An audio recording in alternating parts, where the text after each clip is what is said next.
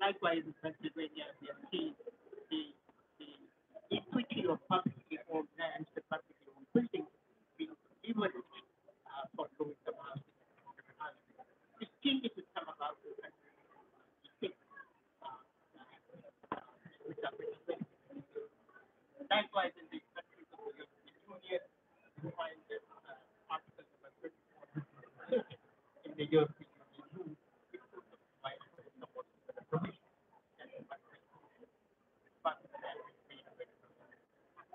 This is something that here India, Singapore, always use as an example where the private public version of the good is always considered to be private good. It's very significant and show that or get there. So the 1966 and Singapore underwent more than so like the land of Singapore was national and put to the high centralized public is given under the tax. So much so that now housing, women in housing, really the guiding principle and housing in Singapore. Other than their Hong Kong, where also it was townland at one point in time, Hong Kong refused advice by selling it as a managed needed for them. They divided it. So it is based on use to the extent now housing in Singapore is the highest performing market where the income to house ratio have been phenomenal. What 15 years from now, 18 years by house. We are also seeing China very close example where we change the size of the city for increasing the they all very subtle and significant is how is it really the outright thing or whether it is a deep business or whether it is a structure. But what we see is a changing of the rules with the seizing of public land. Earlier, what the leading was that when 2015 9 years, and then we got really the tradability of this land was not certain. But what makes us pick up is with these public land, but give them the trading price in order that those public land remain as public land, not really even after tradability. But my last point is whether we really needed public policy on public land. What is it is very different, but very different at the top of public, very different. In India, for instance, there was a committee headed by Sofia on this story. And one of the points that we showed is that you can remember now the point is in the in the absence of any inventory of public land, how do we really create a policy that would really fit into now it's right and the change in identity crisis is very big. Is that from the earlier focus on permanent world from its focus on some households. That's the shifting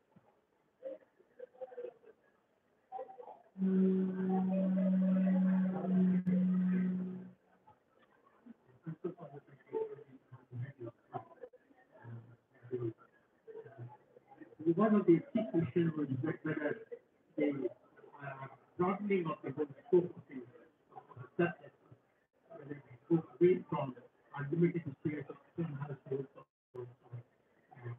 home expression with the word or affordable, again the argument really as not quick. Second would be whether statutory provisions such as the one presented phase now in many of the states in the very side of the country. But before that, it is necessary that we could bring the more important land, more public land, and the last question is really, what about re-examining the lead, which usually government finally whether the policy and market plan.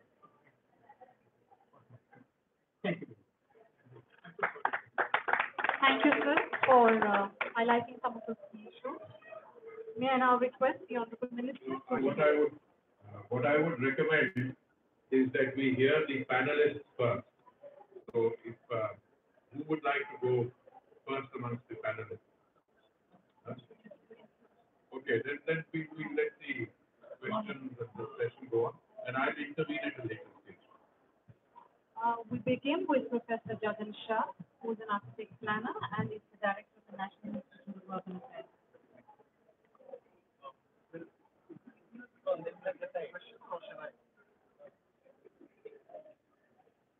So, thank you for giving us the opportunity. It's very curious to hear you then. So, the topic and the guiding question for this panel discussion is, can public land provide the necessary stimulus and a channel for bridging the affordability housing gap? And in what way can public land become prime instrument for addressing the challenge of affordable housing? So referring to McKinsey, Professor Mature mentioned just at around 330 million urban population with substandard housing, and this is a challenge run across the world, so worldwide. In India, urban housing shortage is around 19 million housing and it's growing. So, Professor Shah, in your from your experience, if we should formulate the discussion rather around housing deficit or around affordable housing, what is the advantage and disadvantage for you?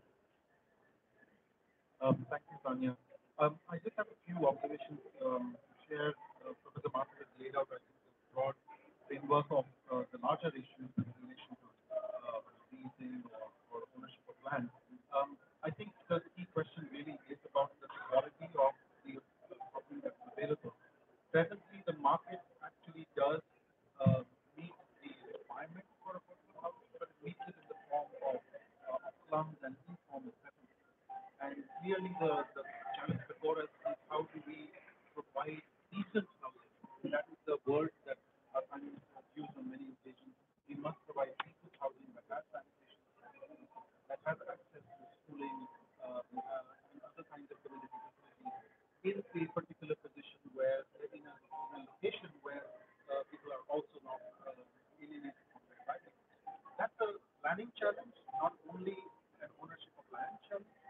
And I think what's happening is that increasingly public agencies are now coming forward in India and saying, well, we've got some land, let us make that available for affordable housing, start with for our own employees.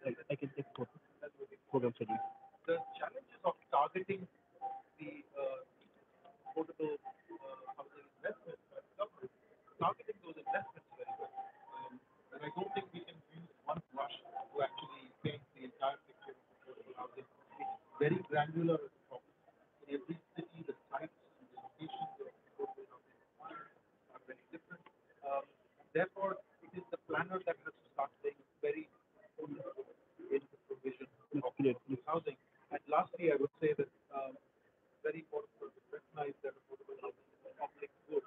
And the whole discourse around public purpose of the use of public land needs to actually engage with the issue of housing. It's not something which is merely the provision of housing to people who are so-called beneficiaries and the poor. It's something every city requires to have.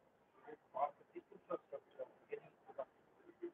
And how do we actually change the paradigm of development for us to address that point? I would just leave with that. Thank you very much. Matthias Mohn is an economist, urban planner from Germany, but has worked since 17 years worldwide with FIDA, with DIPID, with UN Habitat, with the World Bank, with the Signal Line for Ukraine.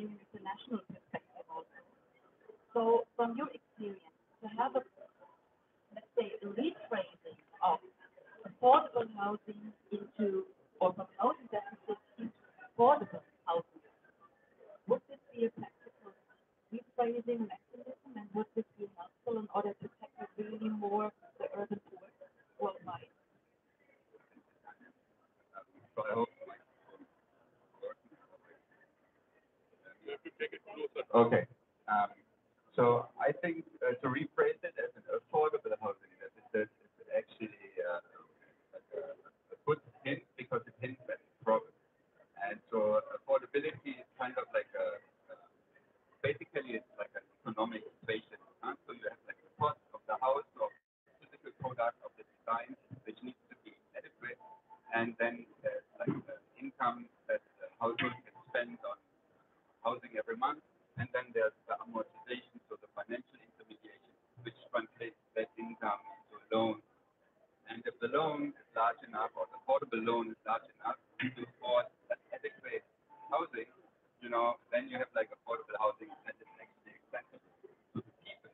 And so this raises a few questions, and that is how to match like a physical product, bring a physical product on the market, which is land, infrastructure, housing, which is actually an affordable habitat, and how to help the people to access a loan that is actually able to pay for this.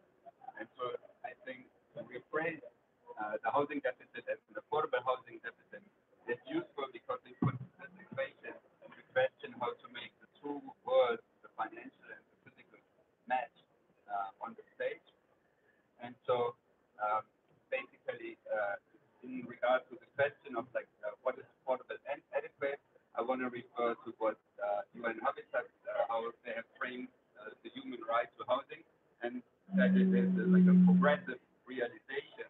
So we are not able to basically provide like the final product, like a complete house, a complete habitat for all of the population um, at once. This is like the international experience. It's not just India, it's not basically all the 50 countries that work. So the question is how to help the people bringing products on the market that then the people, they are able to leverage the private investment and make it bigger over time, make it better over time. Right. Stay for a second on this side of the panel. What you just mentioned, to bring a physical product to the market, etc. How critical is it then to have an inventory of products? How much have we progressed on this in the global south? And then what are your experiences? And furthermore, can technology actually play a vital role in making this inventory happen so that informed decision making can happen on user products? I think that's an excellent question because a lot of the deprivations that we see in our cities are a result of public agencies and city governments not having adequate records which are verified or ideally even geo-referenced. If they do not have those records, public projects are not able to progress fast enough. And that includes housing projects. So having your inventory of public assets in a city is fundamental to being able to manage. Land is one aspect of that, and land titles and ownership documents have to be part of a repository where public agencies can access them and use them for, in a sense, far more fluid management of land assets. This is progressing somewhat at a slow pace in our country, but nevertheless, there is a national program for the digitalization of land records. The smart cities are fundamentally grounding their projects in asset management framework, and the leveraging of public assets has become fundamental to the logic of urban finance and municipal finance. So, I think the environment is right. Quite a few of the moving parts within the overall machine of land management, those parts have to be straightened out, fixed, and the right kind of sort of lubrication needs to be provided so that land can simply become a far more fast-moving part of the ecosystem, which takes that purpose. So I think it's an excellent question. This is fundamental, and digitization and geo-referencing, the use of ICT, providing us a kind of opportunity to leapfrog in this development. Whereas in terms of analog methods and pre-digital methods, this would have been a gargantuan task which we never have completed. So that's it's a heartening scenario. More and more cities in India, for instance, are parents, all of this is appropriate for the kind of system we need that is coming on. So I want to come into this discussion because I think it's crucial that we get this one right. To begin with, affordable housing, use of public land, public good, I think we need to produce a narrative on that. Providing affordable housing for sections of the population which are disadvantaged, slum dwellers, those who live on the periphery of the system, is not just a moral imperative. I believe it is an economic imperative, and I think that has to be a strategic choice which we exercise. Let me explain. If you don't exercise that choice and you allow the market to, or the system to allow the slums to grow with all the attendant difficulties, you are in effect moving away from the inclusivity agenda, and you are creating more and more inequality. And when you produce more inequality, you are also exacerbating the level of angst that is there in society. So, as I said yesterday in a more public discussion, you have a problem that the world is already in sufficiently high stage of disarray, and the entropy that you have will be magnified many times.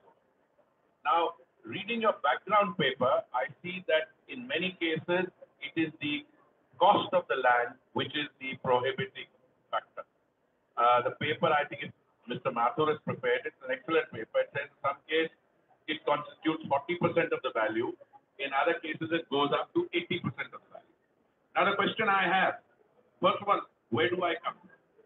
My understanding as a newly appointed minister is that you are not dealing with a situation of scarcity of land. I don't think that is the case.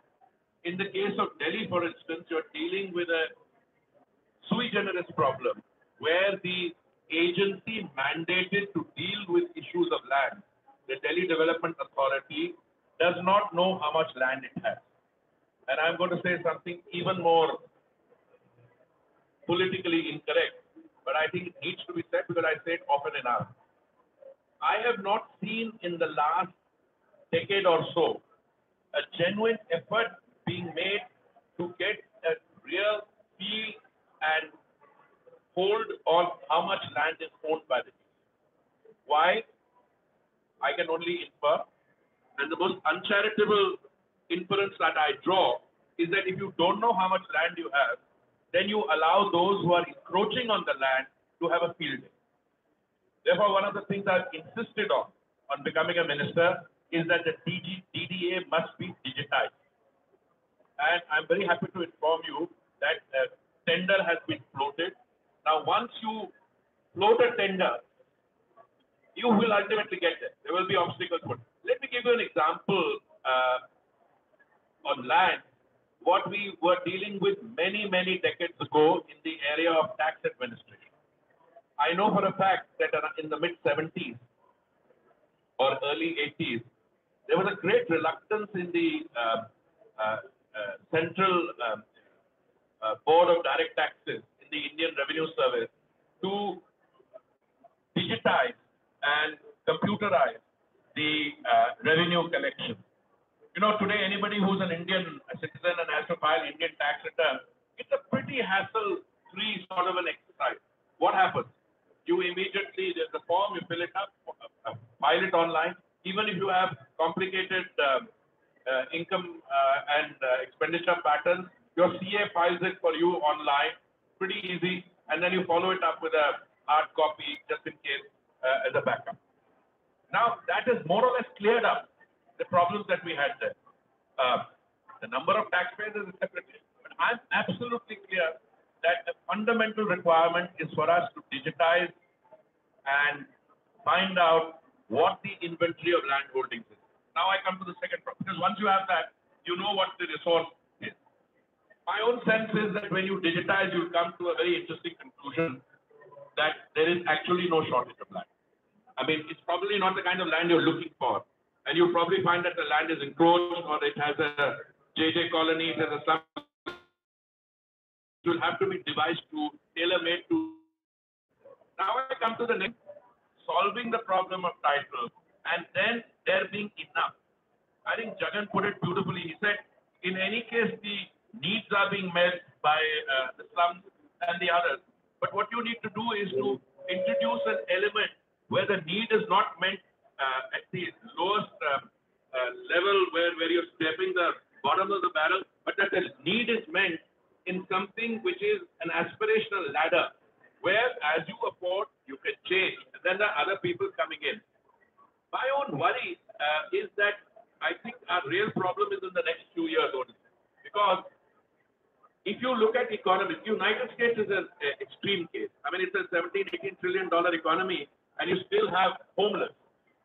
Why that is so? I think because the capitalist system there, I think, was not able to sort out some of the fault lines. Europe, which has a very good social net, I think, is able to deal with these. Therefore, you find that the number of homeless and these kinds of problems are much less. In India, I think we are experiencing another distortion, which is that we are a $2.5 trillion economy, which looks very good by developing country standard, but our per capita income is low. When you grow at 7.5–8% for the next 5 years, you will actually have a $5 or $6 trillion economy and a per capita income which is $5,000. Then the problem disappears. Because a person with a $5,000 economy enters the market on the basis of buying and selling, maybe at the lower end, and then work up the ladder. So I think it's a fascinating discussion. I'm glad I waited to come in because I could comment on Tanya on some of these things. But we need to produce a narrative, and the narrative must capture some of these things. I mean, I can sit down with Jagan and go back and write do op-eds, because you need to change the public perception. In Japan, you had this concept of lifelong employment. You enter a kaisha, you are there, they look after you, birth, marriages, and you retire, and then when you're ready to leave for the next world, they make the arrangements for that also. Housing is not like that. I mean, housing should be something, should not be emotion. I mean, you may have a family home which has a sentimental value. Otherwise, all this business about housing, why should people not move on as they get better? And that way you set up a stream which will be able to do a quantum jump over this. And titles, I think, are the worst problem. And if you can get your physical space to be encroachment free, to me that is the issue. I mean, I keep coming back. My limited experience as a minister also tells me there is no shortage of funds, either in India or elsewhere, as long as you know how to produce a bankable project. But if you have distortions and the fault lines which are there, then the project becomes distorted. So it's already got problems in it before you get started. Thank you so much. Let me take your words as a stepping stone for one of our next guests from the panel, because you were already mentioning right now, hinting towards leasehold, freehold, and how we use actually public land as an instrument also for the market. Let me introduce you, dear guest, to you, Mrs. Vital Bramba.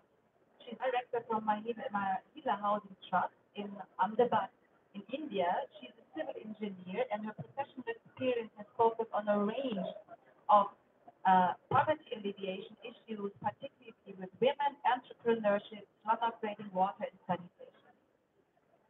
Now we just heard what Honorable Minister said. Now, public land is an instrument that can be used actually to stabilize the urban land market.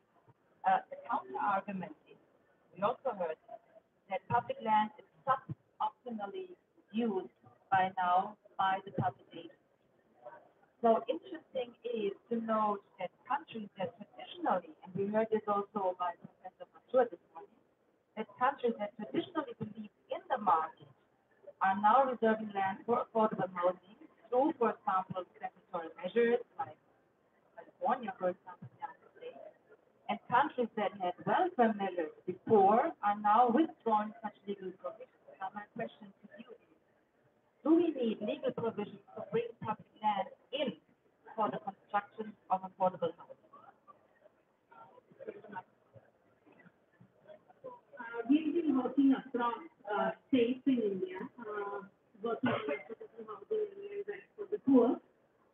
And our experience, because India land is state subject, so the center needs to ensure that the state, develops and implements acts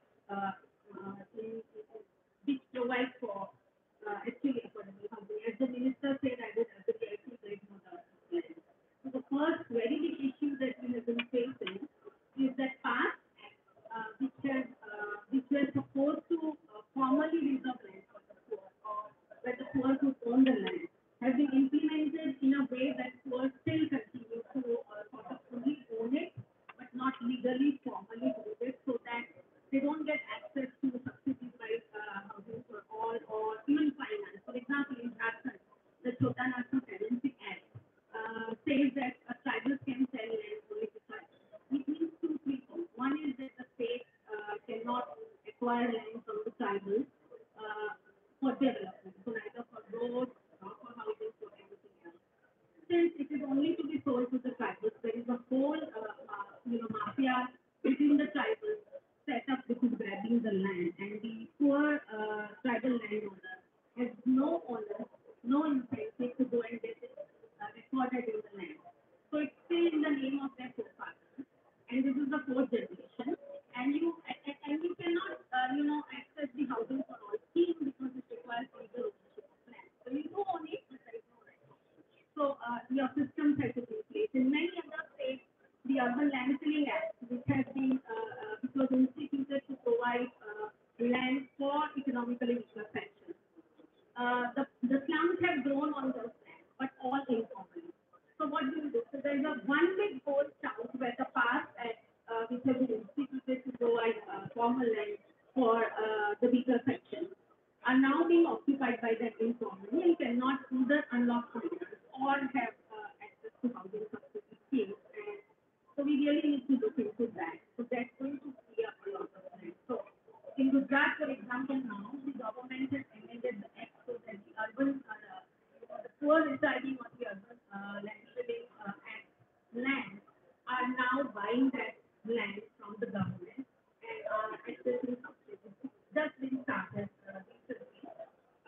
Similarly, vast chunks of land were being sold by the textile mill owners, which are now shut down. And the government has, amended the act so that this land from the textile mill owners has been freed up to the extent of 20% earlier and now 40%. And that is being used by the government to provide affordable housing, which essentially means that many of these land parcels are within the city and in areas where the poor are working. So I would, my last submission is that, whether we talk of policies or whether we talk of acts, it has to be strengthened with very, very, very strong implementation mechanisms so that we ensure that, as the minister said, land is there, but that it is available for the housing.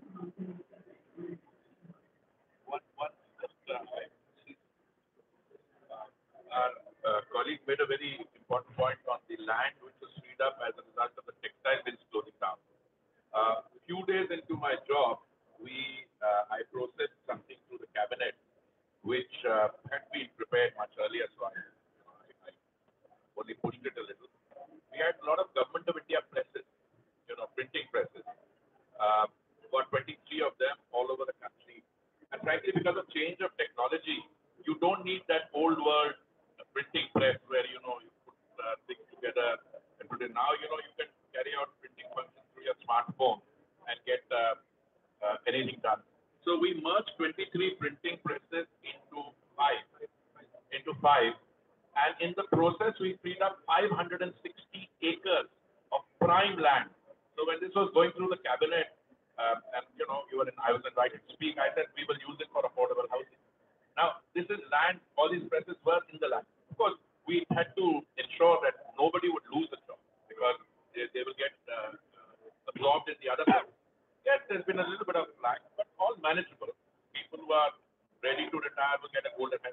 So there is, I come back to what Madam also said. There is actually no shortage of land. Land is there, but it's encroached on by someone else, or it's land which is being misutilized. Why do you need a 70-acre press, 20 acres for a press which isn't functioning? So just one solution, we actually happen to match and digitize the map which was publicly owned in Ahmedabad with support from World Bank. And we found that the poor, under the Slum Free City Action Plan, we had mapped the land holdings by the poor, and it was 4.5 to 5% of the entire area of Ahmedabad, whereas the public inventory was almost 46%. So there was no dirt. There was only we needed to look at mapping those resources.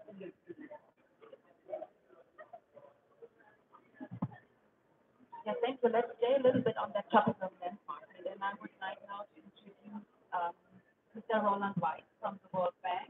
The World Bank, he has led major urban investment, analytics, and policy advisory operations in multiple countries across the world. Let's stick a little bit to this question of land market. Do you, from your experience, say that we need legal provisions to bring public land in for affordable housing? Let me begin by leveraging off the point which I think the Minister was broadly driving at, which is that to some extent, ownership is really not the primary issue. Much more important is how land, publicly owned land, but land in general, is managed and is essentially traded and supplied. Take a country like China. Up until 1970, China, all land in China is publicly owned, and it is allocated to people at a nominal rate. The average per capita square meter land in China at that point was about 3 square meters per capita. Fast forward a whole number of years after reforms in China, land is still owned publicly, but they've introduced rights to land which can be traded. Today, we're talking about a figure of well over 20 square meters per capita.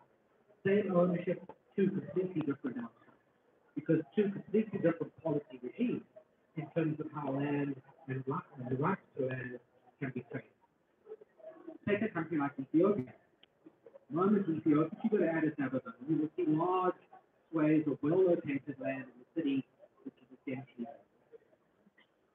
communities used to live there. They've been moved off by the government, which is one of the other things we say. In Ethiopia, land is also by constitution publicly owned.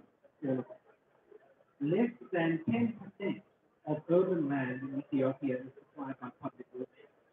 The rest is supplied through a completely opaque administrative process, right? Who knows what goes on there? But as a result, land shortages, both for housing and for commercial and industrial purposes, in Ethiopian cities are acute. So the land issue is an important one, all right? It does need to be addressed.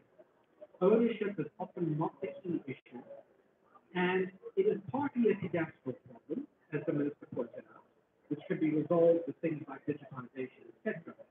But it's also partly a much broader policy problem about what the nature of your rights regime is, right? And how efficiently land comes on. Can I just make one more?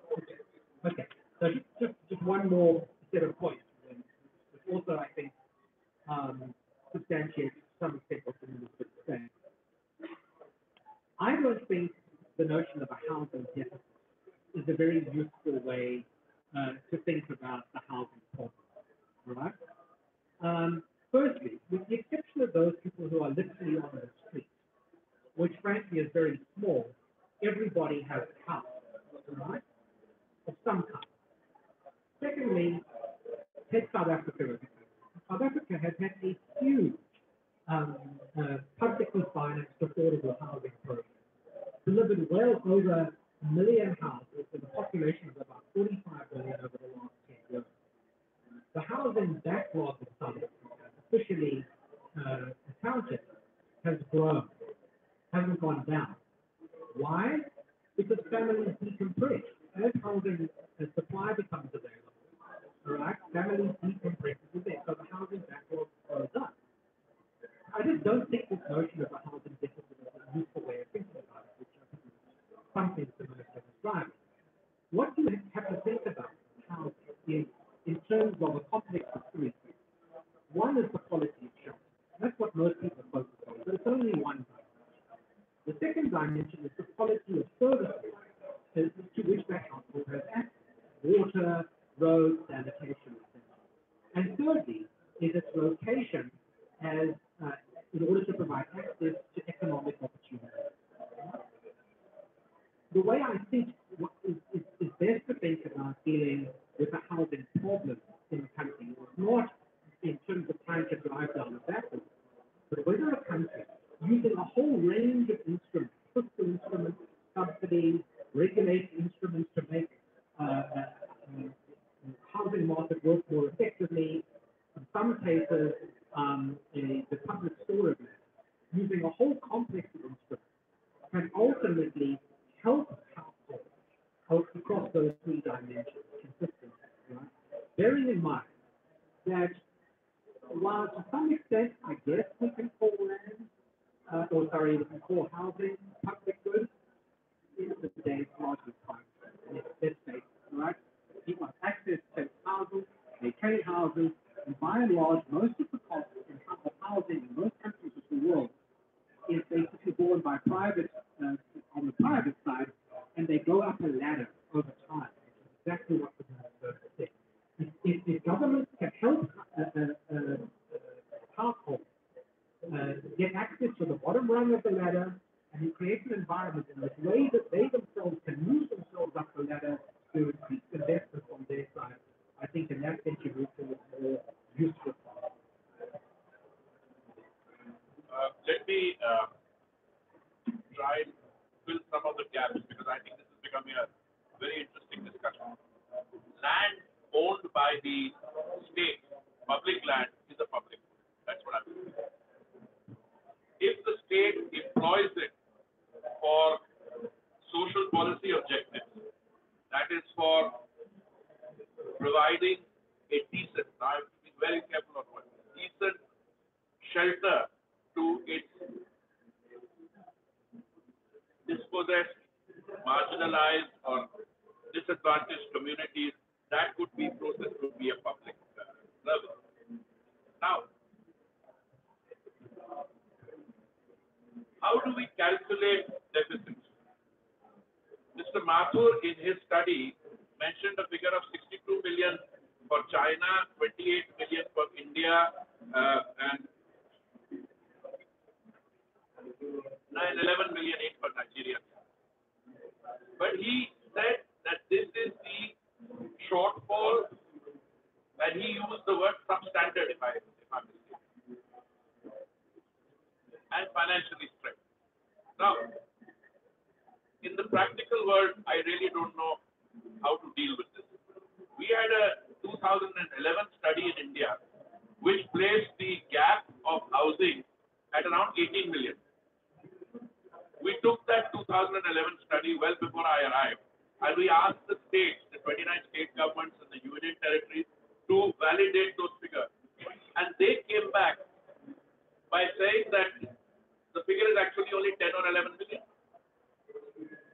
Why did they do that? Precisely because no one, except for the very few who are really, at the periphery of this whole development process, is really without some shelter. What they are occupying is unfavorable, something that doesn't meet their needs. There's congestion. There are other difficulties. So when you start calculating, therefore, I think our friend from the World Bank is absolutely right. You don't achieve very much by starting the discussion and working backwards from a deficit figure. What you should do is, I think what we are doing right, and again, I want to be very careful, is that we say that roughly we have to, in order to achieve a status of every Indian having a home, which he or she can call their own by 2022, we have to build roughly like 10 million houses. That is the more scientific, because it's not a figure cast in stone.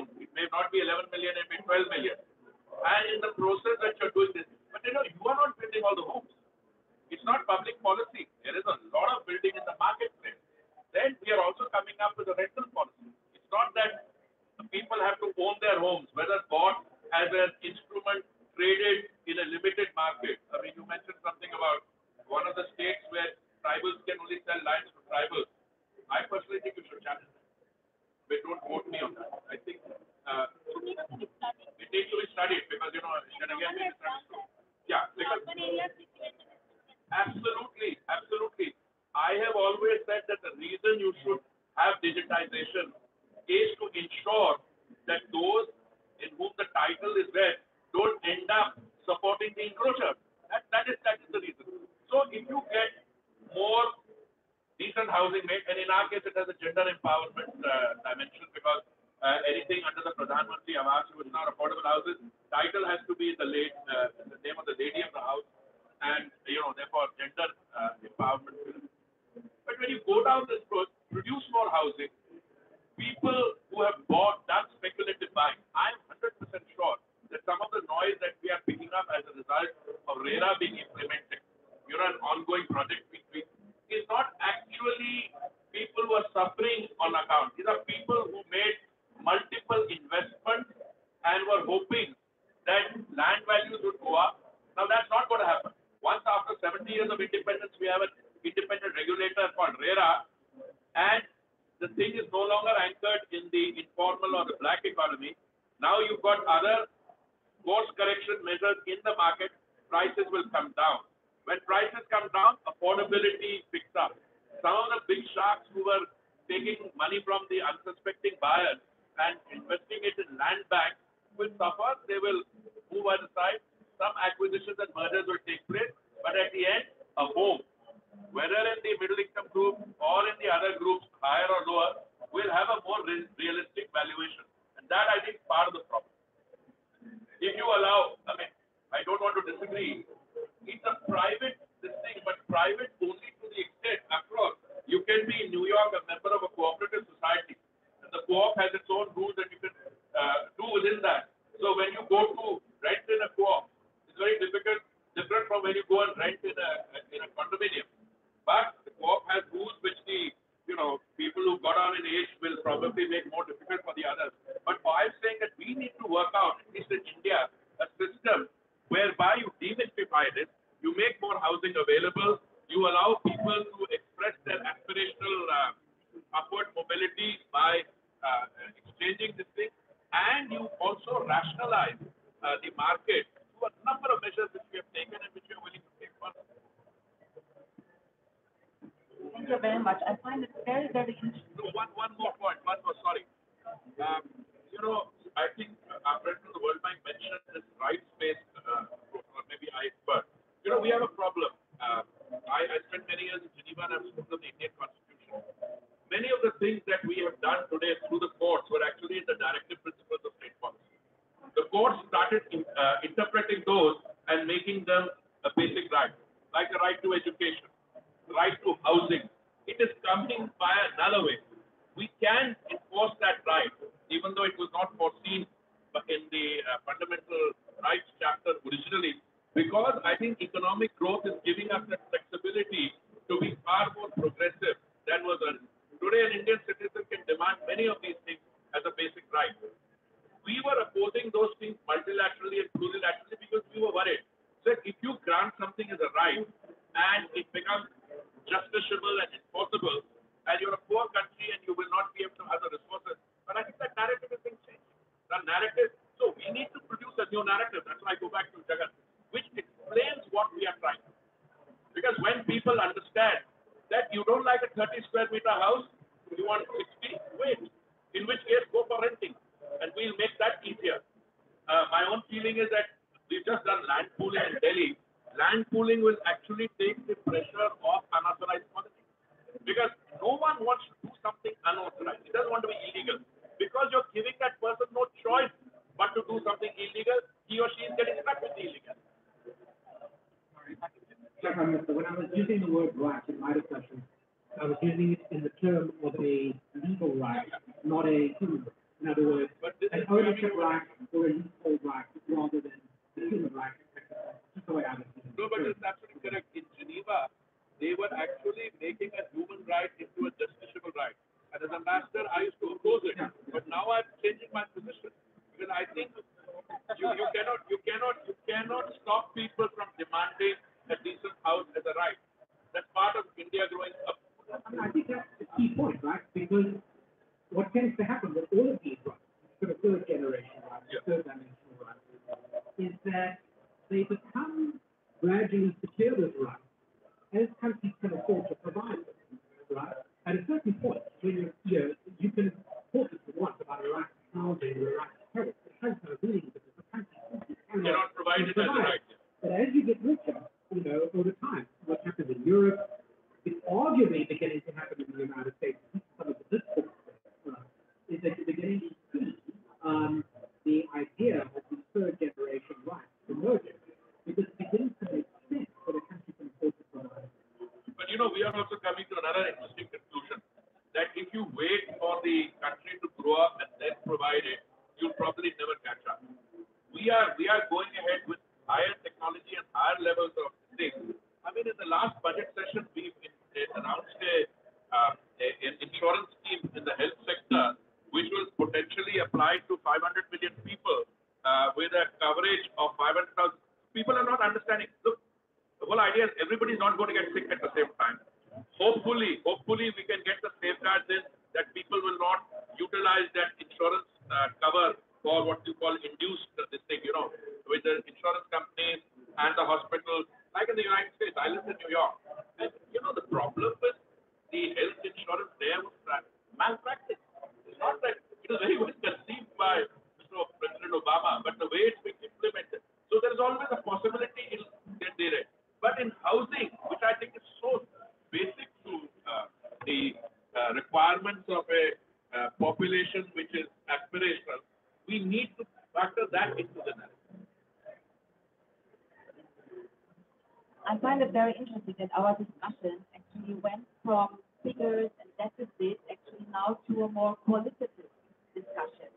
And you talked about decent shelter, and I would like to bring in also the word adequate housing, which you also mentioned, Matthias Lohr in the beginning. I would like to ask you now, Mrs. Rambach, working on poverty alleviation, sanitation, water, all these issues really on groundwork.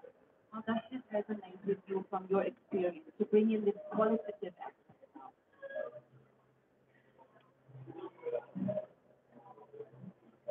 Yeah. For me, what we have seen on the ground is that, the poor only aspire for more when they get something. For example, our experience is that when we start talking to the poor, because their aspiration is so low, they would be very, very happy with having basic rights like access to water, toilet, electricity, take those etc. into their plans. So what we have seen is that once they get that as a package at the household level, they start investing themselves into improving their own housing. And it is only after that they will start talking of having legal land or having legal rights. So my submission is that we are giving them housing, with water, with toilet, with everything, but however much we make it's a costly proposition, and poor countries like India will need to use all kinds of methodologies. So whether it's intentions that the government has, is that either one program is pushed at the implementation level or the other. But I think we should have all the strategies, not only public land, but also to see, how the market, how the development control regulations are amended so that the market can do more and more for the poor. And also how water and sanitation are packaged so that the poor start investing themselves into housing. So we have to come back to some figures also. We were already in there. So, Mr. Noah, now, we have to come back to this, and this is also very relevant. When we start to talk about land markets, and we were talking about the qualitative aspect, and now really I would like to come back to the land market issue. So what are the relative advantages of freehold and of leasehold systems? Which of the two of them is more likely to be sensitive to the challenges of, however, call it adequate and decent affordable housing? So, in my eyes, or my experience internationally is that it doesn't necessarily matter whether or not it's a freehold system or a leasehold system. Programs that earlier, like Vietnam, Ethiopia, they're like having a leasehold system, but they are facing the same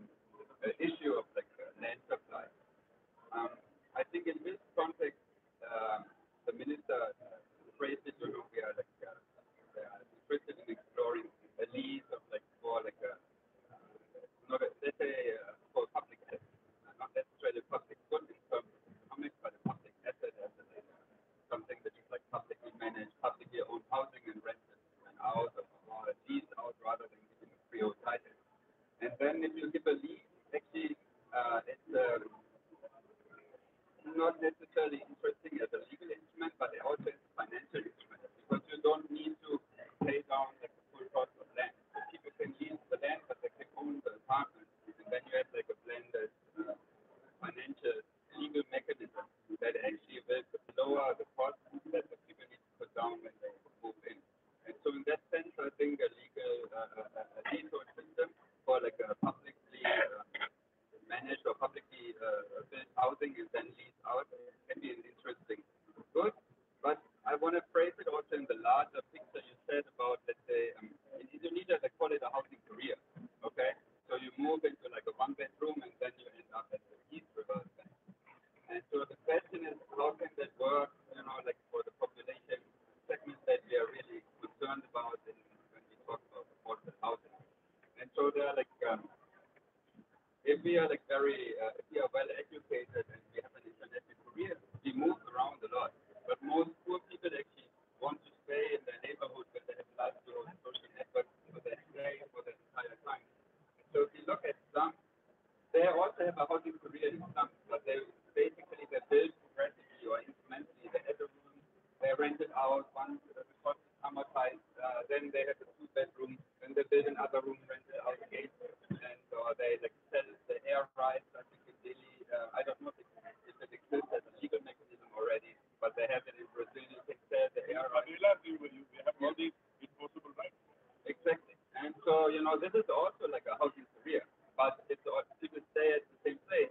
And so for me, the question would be how you can blend the advantages because they work out economically, they work out for the poor, how they self-provide, and how, let's say, how a public housing program functions. And there were very successful interventions in the 1970s, 1980s, which were called sites and services, and the people provided lots at the time, which is a low-rise form of development, and then the people self-develop. So the question is, how could that look like today in a modern world? And so we talk about the burden, sex sites and services. So you can imagine building a parking garage kind of structure, and then people, you lease that out. So this is the lease, and then people, fill in apartments and they build it out for themselves. And they start adding rooms, etc. So it would be it's a thought-provoking idea, but so it's blending the kind of top-down approaches that we have for supply and the bottom-up approach of the people, how they build. And there's also the World Bank blog is asking, Giuliani is asking that question, how we can revitalize the idea of state-driven supply with state-owned land, for example, and then, with the dynamics and support and the possibility of the informal sector.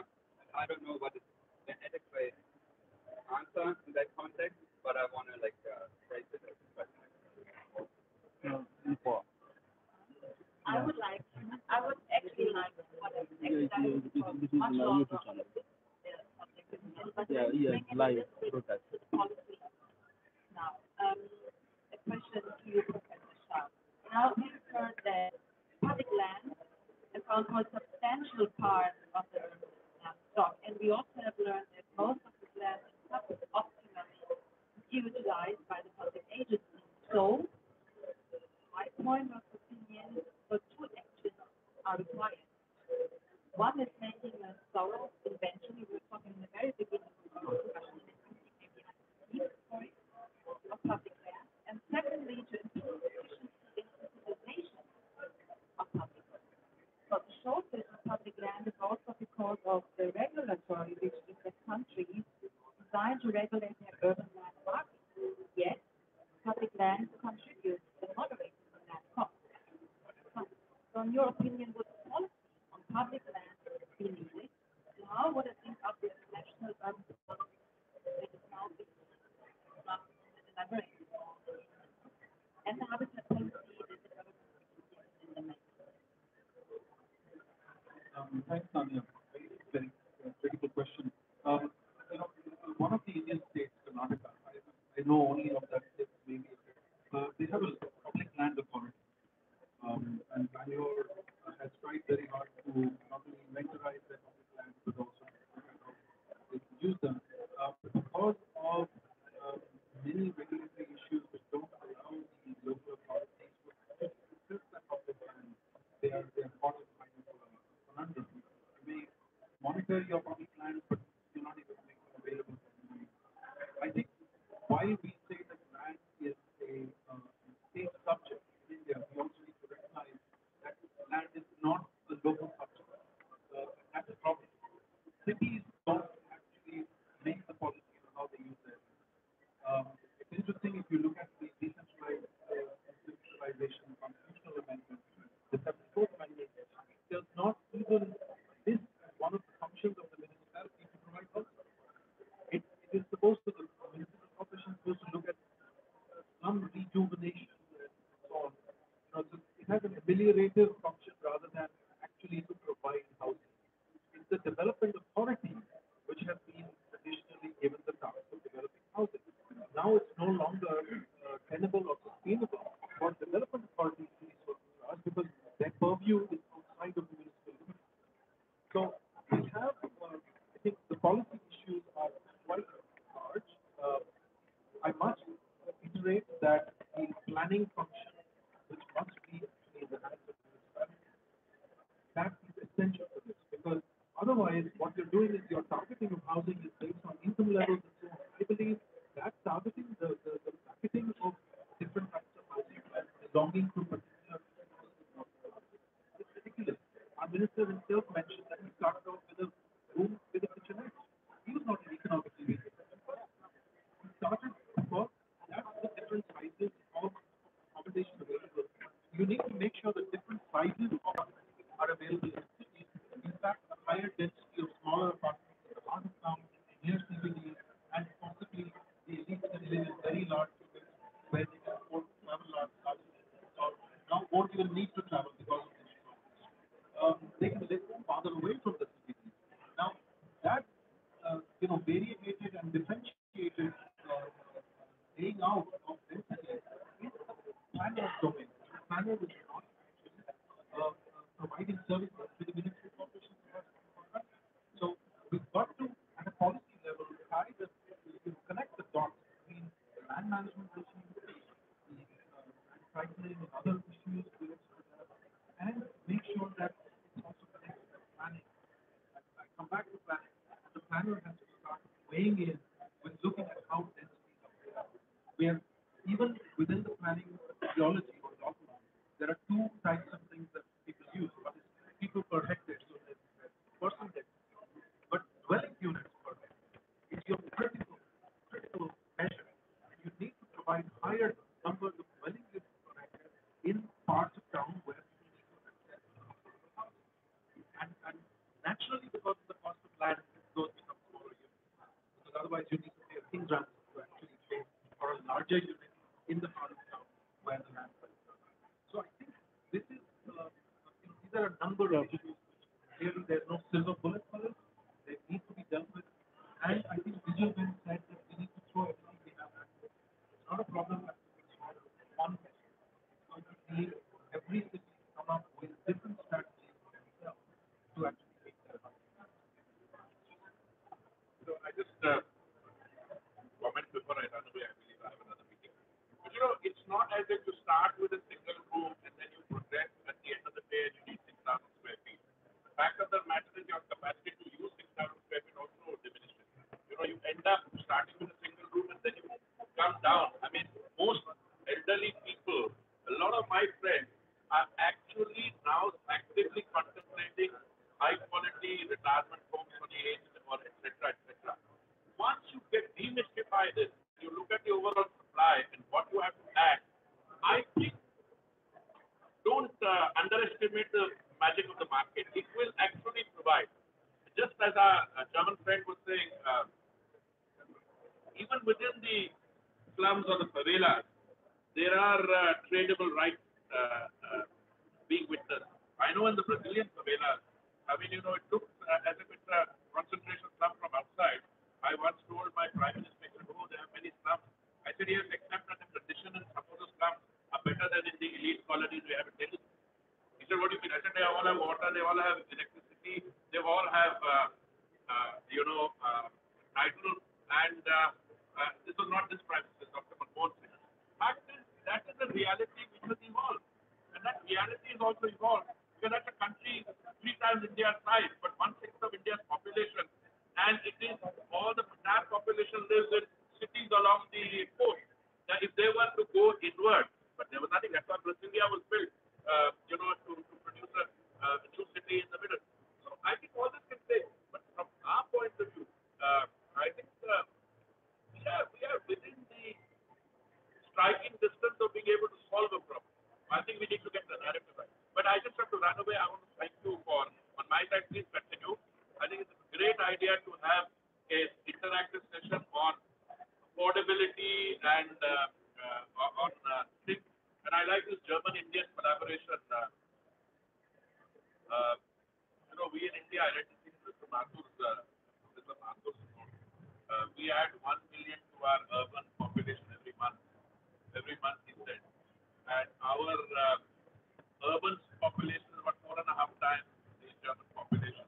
Now, I don't want that kind of figure to depress us, but that kind of figure should be used in a paper like this in order to encourage resolving the problem rather than saying, oh my God, this is beyond the.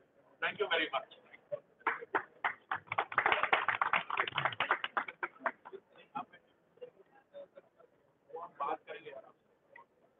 Thank you, moderator. Your best friend.